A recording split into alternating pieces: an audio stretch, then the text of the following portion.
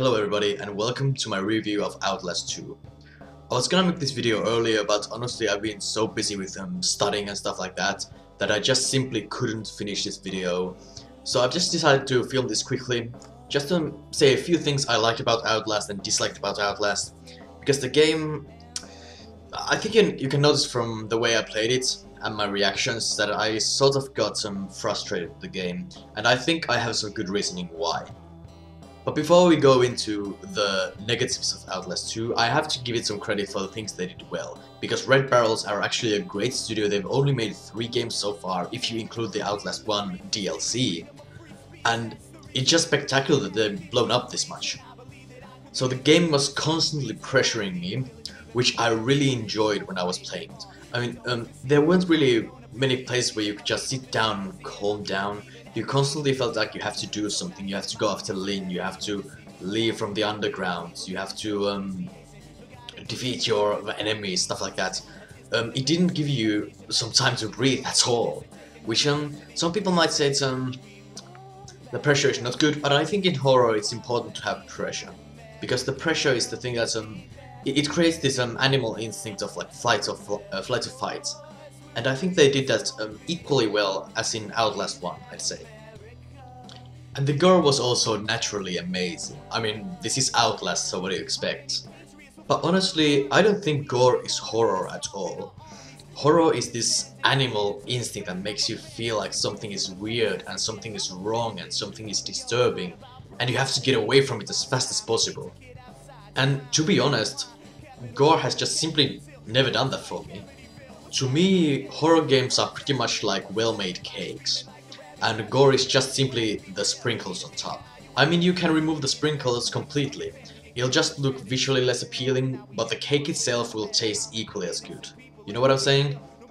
But I like the disturbing scenes more than I actually love the gore, because there was a thing with things like Lynn giving birth and dying, Papa Noth slitting his own throat, and Val's entire fucking character. There was something so disturbing about this religiously fundamental, megalomaniacal, and just sexually depraved, you could say, a character. I mean, it was just disturbing. I mean, every time I saw Val saying things like, God doesn't love you, not like I do. "No, God!" It just made my skin crawl. I hate and love Val in the same time. It's just great character. I just hope they showed him more. Or well, I don't hope they showed him more, but I just hope they showed more of him, you know, like more story why he's that way. Is there some explanation? Is there some, maybe it was written in the papers. I'm gonna be honest, I didn't read them all. I just simply didn't have the time, and honestly at some points I just stopped caring. But honestly, I have to say that the crazy Christian plot and the lore of the game was just brilliant.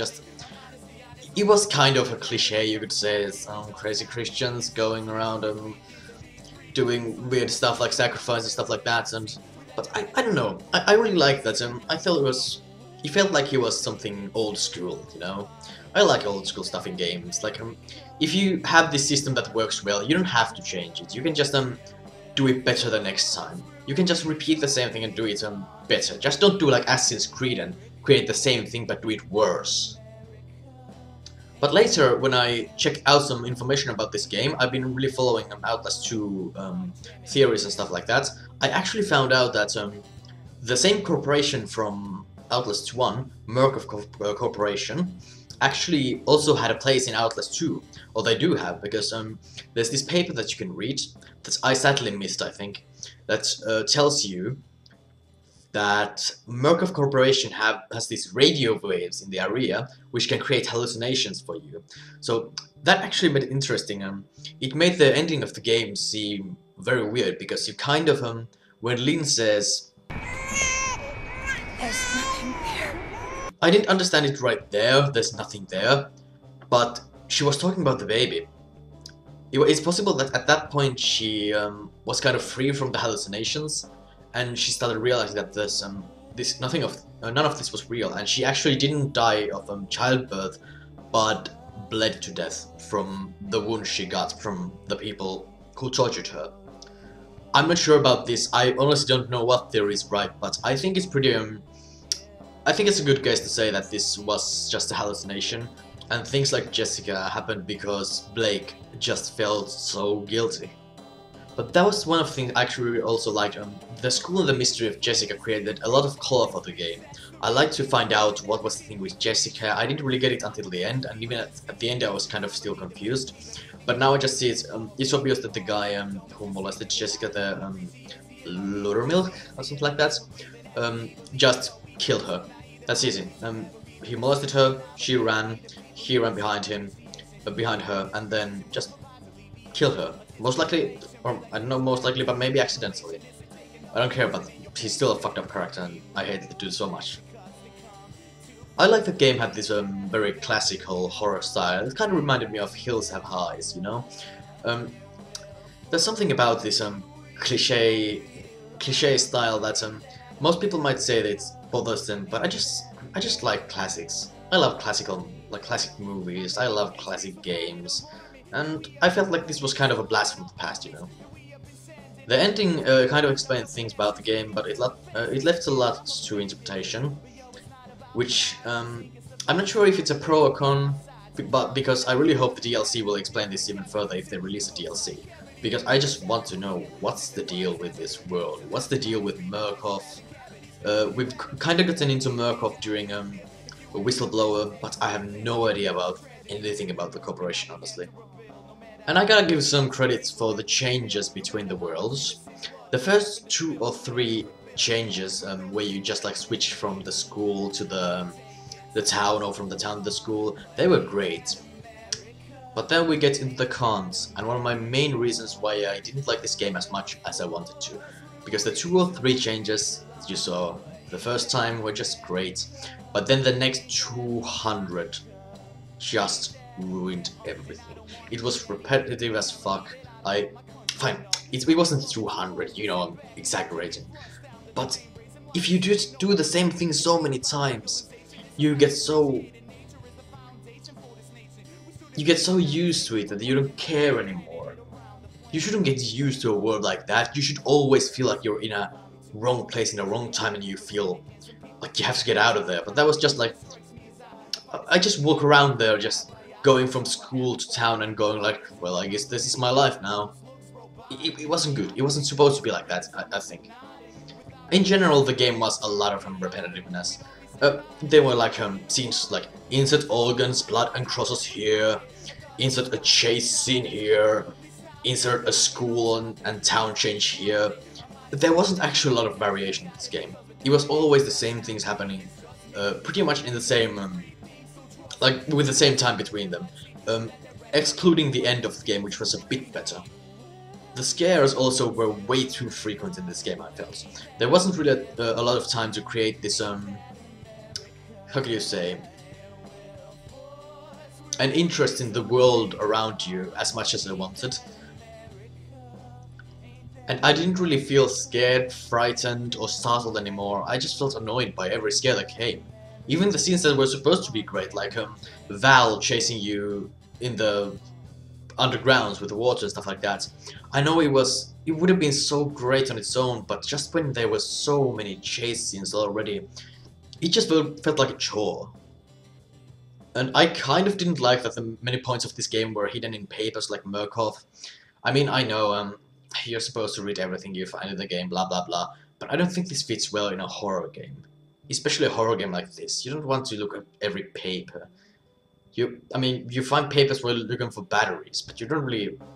I kind of stopped caring about them, honestly, and I think the frequency of the scares and the repetitiveness of this game kind of made me not care anymore. And that might just be on me, and that might just be my fault, but no, I just don't like when they hide important plot points in papers. But in general, I'd say Outlast 2 was a pretty good game. I was slightly disappointed at it, honestly, because when I saw the first bloody trailer for it, I was just so hyped for it, but then, I don't know, they did just kind of screwed up many things that they could have fixed easily, like repetitiveness. It's the most amateur mistake of a gaming studio, but we gotta remember that the Red Barrel's They aren't actually the most experienced people. I mean, the studio has only made 3 games so far, so you can go figure out that. But I know the Red Barrels can do better in the next game. I think they're just trying to find their foot in the horror genre, know what they're doing with Outlast. And I kind of hope that they will still release Outlast 3 and then leave the game at that. Just don't release Outlast 4 or 5 or 6 or 7, just do something else. I know you can make great horror games, just do it again. Just create a horror game like Outlast that's so good that people are going to have to buy it and have to be scared of it. That's what I'm waiting from you. And I know you can do it, you're a great company. But in this game, the repetitiveness takes a huge toll on the game, so I can't really give this more than a 6.5 out of 10, I'd say. It was still decent, but you can do better. So thank you for watching this video. The next game I'm going to play on this channel is going to be Tormentum, and after that maybe I Have No Mouth and I'm a Scream. But if you have any ideas of games I could play on this channel, just leave them in the comments below. Tell me how you felt about Outlast 2 yourself. I appreciate every single comment, every single like, every single dislike I get. I just want people to be open and criticize the things I do, and maybe, I don't know, maybe give praise for my good things. But yeah, thanks a lot for watching this video, and I'll see you in the next one. See ya.